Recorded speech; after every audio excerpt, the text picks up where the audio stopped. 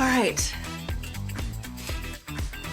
Hey friends, it's Megan Thomas, and I want to talk to you today about accessibility and being a UX designer. So here's the thing, you do not need to be a developer in order to master accessibility. I promise you, you don't actually have to know really hardly anything at all about coding. I have the benefit of having spent 3 years as a developer. Ooh, sorry, Miss Angie said not there. Don't put me there. Okay, sorry. I have the privilege of having been a developer because that's how I came into the tech industry. I went to a boot camp. I went to a full stack development boot camp, and then I learned UX on the job. And that may not be your trajectory, and that's totally okay. I promise you, the way I teach about accessibility makes it really easy for just about anybody. Like, my favorite compliment is people who message me after and tell me, Megan, that was so much easier to understand. It's easier than I expected. Like, you make it seem so easy. And I do, because y'all, it's not rocket science. Nothing I do is rocket science. I promise you.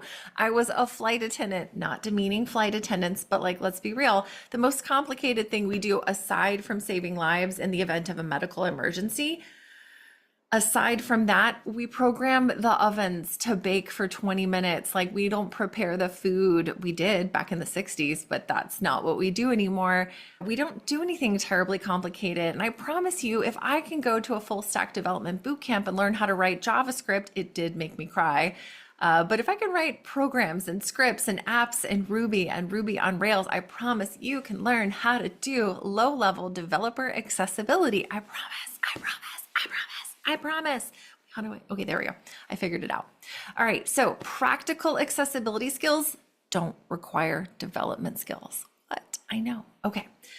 Alt text writing, that's not a developer skill. That's normal human stuff, right? I can describe to you an image that helps you understand what's going on in the image without necessarily having to see the image. And before you tell me it's really hard, I know for a fact you have tried to describe an experience to your mom or your dad or your aunt or somebody over the phone when they weren't there, and you described all the little nuances of it. Baby, that was a snapshot in your mind, okay? So you didn't do anything magical, you didn't develop anything, you didn't write code, but you were still able to convey how amazing that scene was of the beach day that you spent with your kids playing in the sand, or what it was like to ride the roller coaster at Disney World, or what it was like to sit on a boat on a peaceful pond. Like, you've described a moment to someone without them being able to see it.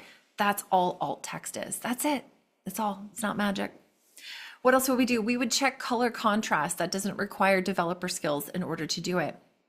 Being able to test the keyboard navigation and how to indicate to your developers, hey, it's supposed to go 1, 2, 3, 4, 5, 6, as opposed to 1, 2, 3, 4, 5, 6. That's a terrible focus order. We never want to see that on a website. That's just keyboard navigation. Again, not rocket science.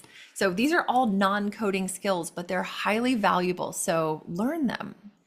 UX designers, writers, content strategists, marketers, they all have critical roles to play in building accessible experiences. And we, all of these things, can lean into that without having to be a developer. And then non-developers, they actually make the best advocates for the user experience because we see the full user journey. We see everything across the path. And guess what? We can have an input on that. So please don't feel like you don't have anything to add to the accessibility conversation. Yes, my sweet baby. You do have something to add to the accessibility conversation. That's right. It says meow. Let's see. We non-developers can add a lot to the accessibility of a product, of a service, of a website, and it doesn't take a lot of effort to do it. So please don't feel like you don't have the ability to lean in. Do it, do it, do it. All right, I'll see you next time.